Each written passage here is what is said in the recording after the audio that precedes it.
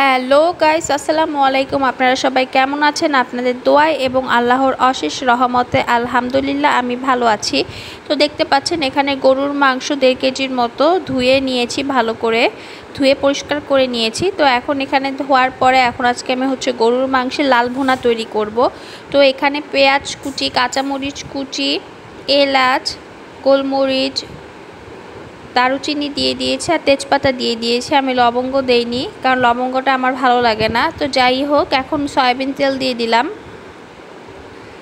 একটু বেশি করে দিলাম যেহেতু ভুনা করব। তো সয়াবিন তেল দিয়ে দিলাম। তো আমি নর্মাল হাতে মাখিয়ে যেভাবে মাংস তৈরি করে, তো আজকে আমি সেভাবেই মাংসটা রান্না করতেছি। তো দেখতেই থাকুন কিভাবে রান্না করি। তো সকল প্রসেস আপনাদেরকে এখানে শেয়ার করলাম। তো এটা হলো শুক্রবারকার দিন, বন্ধের দিন, আমি জুমার দিন যা যা রান্না করলাম তা সকল কিছু আপনাদেরকে ভিডিওতে শেয়ার করলাম। তো আমি বরাবরের মতো এবারেও লেট করে আপনাদেরকে ভিডিও দিলাম, এর জন্য আমি চরমভাবে দুঃখিত। তো যাই হোক, আমার নতুন ভিডিওতে আপনারা সুন্দর সুন্দর কমেন্ট করবেন, লাইক করবেন এবং শেয়ার করবেন এবং চ্যানেলটিকে সাবস্ক্রাইব করে দিবেন এবং পাশে থাকা বেল আইকনটিকে অবশ্যই চেপে দিবেন। তো হলুদ গুঁড়া দিয়ে দিলাম, মরিচ গুঁড়া দিয়ে দিলাম পরিমাণ মতো, যতটুকু ঝাল খাবেন আপনারা অতটুকু পরিমাণ দিয়ে দিবেন। তো আমার মেয়ে সেদিন বাসায় ছিল না, ওর দাদুর বাড়িতে বেড়াতে গিয়েছিল। তো যাই হোক, সেদিন আমি আর আফরিনের বাবা দুজনেই বাসাতে ছিলাম। তো দুজনের জন্য কী কী রান্নাবান্না করলাম এবং সারাটা দিন দুজন কিভাবে কাটালাম, তো সকল কিছু আপনাদেরকে শেয়ার করব। তো যাই হোক, এখন ধনিয়া গুঁড়া দিয়ে দিলাম পরিমাণ মতো। তো বেশি একটা ভাত খাই না, ভাত খাওয়া বন্ধ করে দিয়েছি। দুপুরে একবার ভাত খাই, রাতে তো ভাত আমি খাই না। তো যাই হোক, এখন রাঁধুনি জিরা গুঁড়াটা ইউজ করি আমি সবসময়, তো সেই জিরা গুঁড়াটা দিয়ে দিলাম।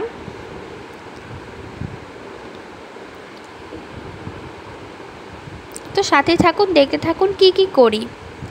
তো গরুর মাংসের লাল ভুনাতে আপনারা কাঁচামরিচটা একটু বেশি করে কুচি করে দিবেন, এতে একটা সুন্দর স্মেল আসে। তো আমার ভালোই লাগে, অনেকে কাঁচামরিচ দেয় না, বাট আপনারা অবশ্যই একবার ট্রাই করে দেখবেন। তো এর আগের একটি ভিডিওতে আমি আপনাদেরকে তালের বড়ার রেসিপি শেয়ার করেছিলাম, বেশি একটা সাড়া পাইনি। তো অবশ্যই বেশি বেশি করে তালের বড়ার ভিডিওটা দেখবেন এবং এভাবে বাসায় ট্রাই করবেন, খুব সুস্বাদু হয়েছিল। আপনাদের হাতে থাকা কাছের উপকরণ দিয়ে কীভাবে সহজেই তালের বড়া তৈরি করা যায় তার রেসিপিটাই আমি আপনাদেরকে শেয়ার করেছিলাম। তো সাথেই থাকুন, দেখতে থাকুন কি কি করি। তো এখন দিয়ে দিলাম পরিমাণ মতো রসুন বাটা, আর দিয়ে দিব আদা বাটা, এই যে পরিমাণ মতো আদা বাটা। তো আমি সবসময় গরুর মাংসটা এভাবে হাতে মাখিয়ে রান্না করতেই পছন্দ করি, আমার কাছে এভাবেই রান্না করতে ভালো লাগে। অনেক কাছে আগে কষিয়ে নেয় তারপরে মাংস দেয়, বাট আমার কাছে এভাবে ইজিলি লাগে এবং মনে হয় সময়টাও সাশ্রয়ী হয় আর মজাও হয়। তো গরুর মাংস হাতে মাখিয়ে রান্না করলে বেশ মজা লাগে। তো যাই হোক, এখন সকল মশলা দিয়ে ভালো করে চুলাটাকে জ্বালিয়ে দিব। এই যে এখন নেড়ে চেড়ে নিচ্ছি চুলা জ্বালিয়ে দেওয়ার পর। তো সুন্দর করে নেড়ে চেড়ে ঢেকে দিব। ঢেকে দিলে গরুর মাংস থেকে পানিটা বের হবে। গরুর মাংস থেকে যে পানিটা বের হবে সেই পানিটা দিয়ে ভালো করে কষিয়ে লাস্টে যে আমি একটু ঝোল দিয়ে দিব। তো সাথেই থাকুন, দেখতে থাকুন কি কি করি। তো দিন দিন কেন জানি খুব ক্লান্ত হয়ে যাচ্ছি সংসার জীবনে, কাজ করতে করতে শরীর ইদানিং চলে না আর কি, শরীরের হাত পা চলা বন্ধ হয়ে যায়। কারণ একা একটা সংসার সামলানো, বাচ্চা সামলানো, সেই বাচ্চাকে স্কুলে নিয়ে যাওয়া, আনা, আবার বাচ্চার হোমওয়ার্কগুলো নিজ হাতে বাচ্চাকে তৈরি করানো। তো যাই হোক, সকল কিছু নিয়ে আমার উপর একটা প্রেশার হয়ে যাইতেছে।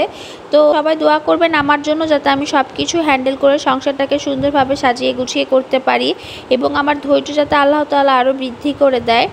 কারণ ধৈর্য থাকলে সকল কিছু জয় করা সম্ভব। ধৈর্যই সকল কিছু জয় করার মূল কাঠি। তো সাথেই থাকুন, দেখতে থাকুন কি কি করি। তো মাঝে মধ্যে আপনাদেরকে আমি আমার কষ্টের কথাগুলো শেয়ার করতে খুব পছন্দ করি। তো যাই হোক, এই যে দেখতে পাচ্ছেন এখন ভালো করে সকল মশলাগুলোকে নেড়ে চেড়ে মাখিয়ে নিয়েছি। তো এখন চুলাতে এই যে জ্বালিয়ে দিয়েছি, আস্তে আস্তে গরুর মাংস থেকে পানিটা বের হবে। তো ভালো করে সুন্দর করে নেড়ে চেড়ে ঢেকে দিব একটু পরে, দেখতে পাচ্ছেন। তো আপনাদেরকে ফাইনাল লুকটা শেয়ার করলাম, কেমন এসেছে কালার। এখনই খুব সুন্দর স্মেল আসতেছিল। তো যাই হোক, সাথেই থাকুন। তো এই যে ঢেকে দিলাম, ঢেকে দেওয়ার পর আপনাদেরকে লুকটা শেয়ার করব। তো এই যে দেখুন, ঢেকে দেওয়ার পর গরুর মাংস থেকে এই পরিমাণ পানিটা বের হয়েছে। তো এই পরিমাণ পানিতে আমি আরও কিছুক্ষণ ভালো করে কষিয়ে নিব, যতক্ষণ পর্যন্ত পেঁয়াজটা না গলে যায়। এই যে আমি ভালো করে কষিয়ে নিচ্ছি, যাতে পেঁয়াজটা গলে যাওয়া আগ পর্যন্ত ভালো করে আমি কষাতে পারি। তো যাই হোক, দেখতে থাকুন।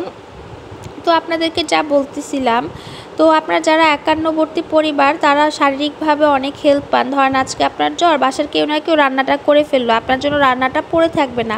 কিন্তু দেখা যাচ্ছে আপনি যদি একা থাকেন, একক পরিবার হয়ে থাকেন, তাহলে দেখা যাবে যে একা থাকলে আপনি আজকে অসুস্থ, কেউ রান্না করার নেই, মানে আপনারই রান্না করতে হবে। অসুস্থ শরীর নিয়ে রান্না করলেন তো বাহিরের অস্বাস্থ্যকর খাবার এনে খেতে হবে, এতে টাকাও খরচ হয়। তো যাই হোক, সাথেই থাকুন, দেখতে থাকুন কী করি।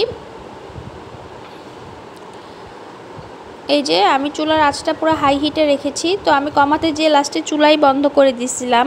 তো যাই হোক, চুলাটাকে আমি কমিয়ে ভালো করে কষিয়ে নিয়ে পরবর্তীতে পানি দিয়ে দিয়েছি। আর উপরে দেখতে পাচ্ছেন একটু মশলার মতো, এটা হচ্ছে গরম মশলা গুঁড়া, রাঁধুনি গরম মশলা গুঁড়া অল্প একটু পরিমাণ দিয়ে দিয়েছি।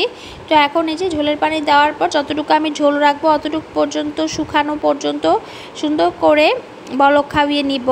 তো এই দেখতে পাচ্ছেন কালারটা কি লালচে লালচে একটা কালার আসছে, খুবই সুন্দর একটা কালার আসছে। তো দেখে কাদের লোভ লাগতেছে আপনারা সবাই কমেন্ট বক্সে কমেন্ট করবেন। তো সাথে থাকুন, দেখতে থাকুন কী করি। তো সেদিন গরুর মাংসের মধ্যে কোনো হাড় ছিল না, কিছু একটা চর্বি থাকলে ছিল, 2-1টা হাড় ছিল, আর সবই সলিড মাংস ছিল, রানের মাংস। তো যাই হোক, এই যে দেখতে পাচ্ছেন সুন্দর করে আমি রান্না করছি। আর আমার মানে ব্যক্তিগতভাবে কোনো কিছুর মাংসই ভালো লাগে না, আমার সবচেয়ে বেস্ট লাগে মনে হচ্ছে গরুর মাংস, আমার অমৃতর মতো স্বাদ লাগে। তো যাই হোক, আমার সবচেয়ে প্রিয় খাবার হলো গরুর মাংস। তো সাথে থাকুন, দেখতে থাকুন কী করি। এই যে হয়ে গিয়েছে আমার রান্না। তো আমি এতটুকু পরিমাণ ঝোল রেখেছি, কারণ এর বেশি শুকালে আপনাদের ভাইয়া চিল্লাচিল্লি করবে, কারণ হলো একটু ঝোল তরকারি পছন্দ করে। বেশি শুকিয়ে ফেলে পরে এমনভাবে ঝোল নেয়, পরে খালি মাংসই পড়ে থাকে, ঝোল থাকে না। তো এখানে পাকা পেঁপে কেটে নিয়েছি, পাকা পেঁপে খাবো। তো বিকাল হয়ে গেল, অন্যান্য দিনের মতো আজকেও বাসা থেকে বের হয়ে গেলাম হাঁটাহাঁটি করার জন্য। তো আমি দৈনন্দিনই হাঁটাহাঁটি করার জন্য সময় খুঁজে বের করার চেষ্টা করি। খুব বেশি ব্যস্ত না হলে আমি বাসার থেকে বের হওয়া বন্ধ করি না, আমি হাজারো কাজের মধ্যে একটু সময় খুঁজে বাসার থেকে বের হই। তো বিকালে হাঁটাহাঁটি করে বাসায় সন্ধ্যাবেলা এসে তালের পিঠা বানালাম। তো তালের বড়াগুলো কেমন হয়েছে আপনারা সবাই কমেন্ট বক্সে কমেন্ট করবেন। তো সাথে থাকুন, দেখতে থাকুন। খুবই ফুলকো ফুলকো গরম গরম তালের বড়া ছিল। তো আমি আর আপনাদের ভাইয়া সন্ধ্যাবেলা তাই খাচ্ছিলাম। আর খুবই সফট ছিল, দেখতে পাচ্ছেন কি সুন্দর, আর খুবই ফুলেছে পিঠাগুলো। এই যে আমি আপনাদেরকে খেয়ে একটু শেয়ার করলাম ভেতরে, আর কালারটা তো খুবই ফাইন আসছে। তো সাথে থাকুন, দেখতে থাকুন কী করি। তো এইভাবেই শুক্রবার দিনটা, বন্ধের দিনটা এভাবেই সুন্দর করে কেটে গেল। তো শুক্রবার আর শনিবার আপনাদের ভাইয়ার বন্ধ ছিল। তো শনিবার বিকালবেলাও বাসা থেকে বের হয়ে গেলাম হাঁটাহাঁটি করার জন্য, কারণ আমি খুবই চেষ্টা করতেছি আমার ওয়েট লস করার জন্য। 10 থেকে 15 কেজি আমি ওয়েট লস করতে চাচ্ছি, কারণ আমার 15 কেজি এক্সট্রা হয়ে গেছে, যার কারণে আমার চলতে ফিরতে খুবই অসুবিধা হয়, আমার হাঁটুতে পেইন হয়েছে। তো যাই হোক, আমি নানান রকম সমস্যা ফিল করতেছি, আর আমার অস্থিরতা ফিল হয়, যা আগে আমার ছিল না। কথায় আছে না, চিকন শরীরে অনেক শান্তি, তো ওইটাই। তো যাই হোক, এখন আমি হাঁটাহাঁটি করছি।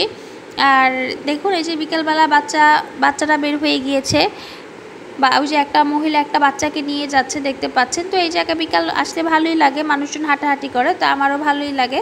তো হাঁটাহাঁটি করতেছিলাম, আর আপনাদের ভাইয়াকে বলছিলাম পিছন থেকে ক্লিক নিতে। আল্লাহ হাফেজ।